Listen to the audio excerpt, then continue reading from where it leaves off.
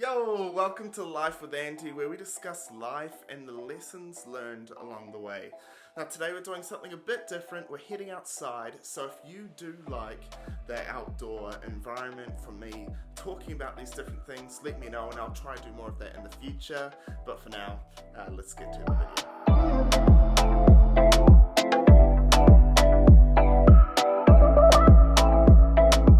So I'm outside enjoying this weather in New Zealand, and sitting here, it made me think about my journey and my time moving country. So I've moved away from New Zealand and recently I've moved home, and in that time there's been several lessons that I've learned, and today I wanted to share those lessons with you in the hope that if you make a move of city or country, it will be a bit easier. Now, something to be aware of, I think first and foremost, is there is going to be a form of culture shock. Whether you move city or country, things are going to be a bit different. Your sense of routine is going to change. Now, if you're moving country, even simple things like going to the supermarket, finding your way to work, they take a lot more mental energy because you're having to think about a lot more of these things. So just want to encourage you to be aware that culture shock will happen, and that's okay, and it does get better. And it's amazing the joy you get when you start to assimilate a bit better in an area. So for me, I remember, it's so stupid, but I remember the joy I had when I didn't need to use Google Maps to get from one place to another, and I was so pumped. I was like, yeah, no Google Maps needed. And that was such a great feeling for me. And it's the small wins that make moving great. There's definitely tough moments for sure, but if you can celebrate those small wins, it makes it a whole lot easier. While celebrating the small wins is important, something that I recommend you do as soon as possible is to develop a community within your new city or country. What I mean by that is get involved, whether it's a sports team, whether it's an activity you've always wanted to learn, whether it's a church, whatever it is, get involved. For me, I did two things when I moved, and it made it a bunch easier for me and helped me meet a bunch of lifelong friends. So, the first thing I did was I started doing Japanese lessons. So it's just a 6-week intro course. I was curious, I wanted to see what it was like to do some lessons, and I had so much fun. It was 2 times a week and we're laughing all the time, often went out for drinks or meals afterwards. And it was a great way for me to, I guess, have fun and something to look forward to in my week that helps helps me get out of my head when I feel sad or want to go home or whatever it was. The second thing I did was I focused on developing myself as a musician, because I was definitely interested in music but wanted to use that time to get better, and I chose to get involved with a church band, and there it meant that I could play guitar with a bunch of people who had similar interest in music and faith, and it made such a difference for me to develop those friendships, and those are people that really supported me when I had tough times over there. A few other things that you can do to make the move a bit easier.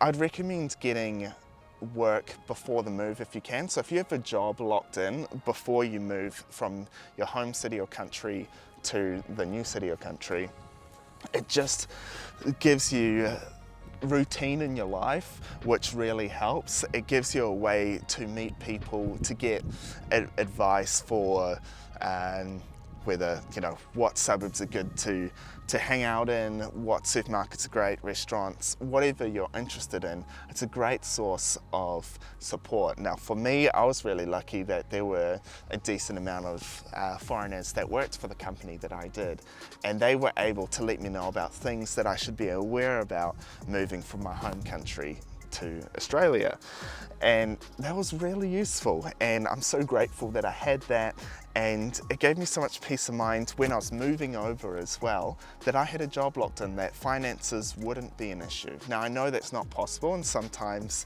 in the spirit of the moment some of you will just move countries on the fly, and I really respect your courage to do that. But if you do move, something you can do that would make it a whole lot less stressful for you. If you can't get a job, have a couple of months savings, so if you can't find work straight away, you can get by without starving or being worried that you'll be on the street.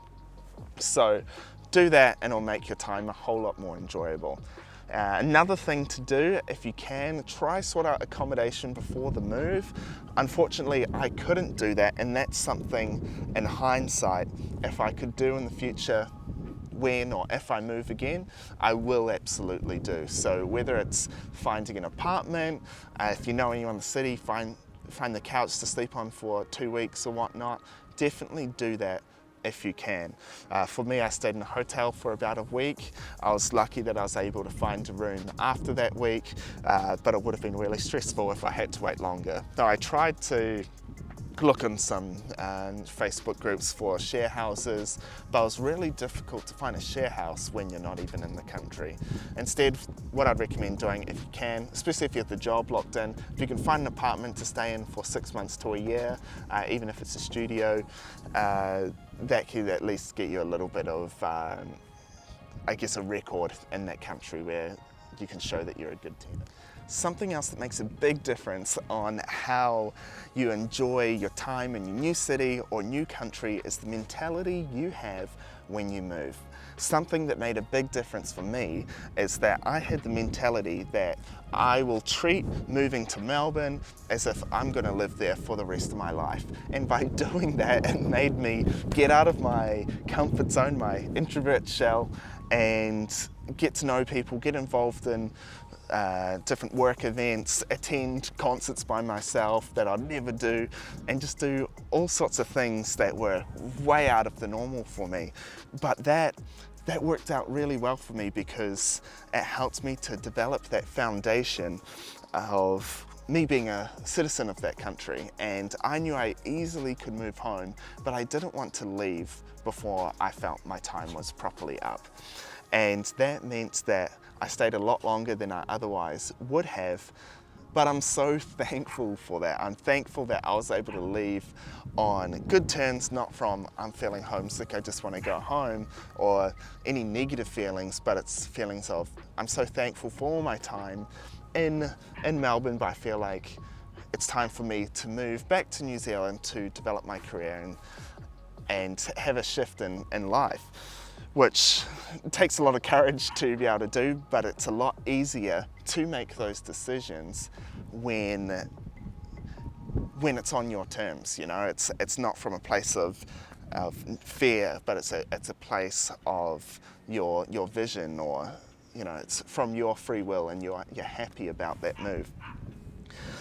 And something else to be aware of when you do move country is that there will be times where you feel extremely homesick. And I just want to encourage you right now, if you're watching this and you feel like you are homesick, just want to say it's absolutely okay to feel that way. And I felt that way too. Something that really helped me was making the effort to call family and friends at least once a week back home, and that just eased that sting a little bit. But something you need to be aware of when you do choose to move, again, say you choose to move back home, say you're homesick and you move back home, chances are you will experience that same homesickness to where you were. So for me being in New Zealand now, I look at Melbourne and I feel like a part of my heart's there because I've got so many amazing friends that will be friends of mine for life, and the experiences I had, the level of personal growth I had there as well.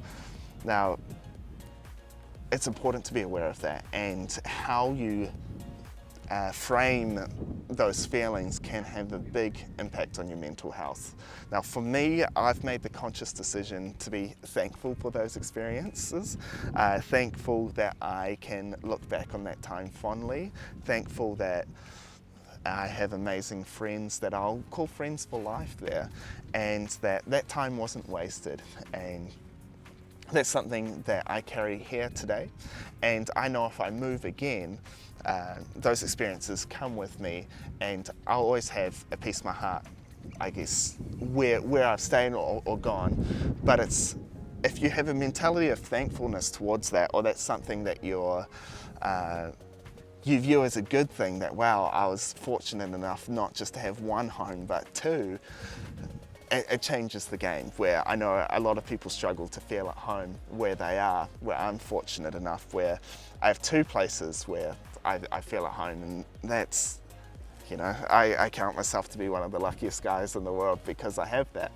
And it takes time to develop that, and yes, there's absolutely times where you don't feel like you have a sense of home, but you will develop that sense of home. And it's about the effort you put in to develop your roots where you are, and just want to encourage you, you can do it.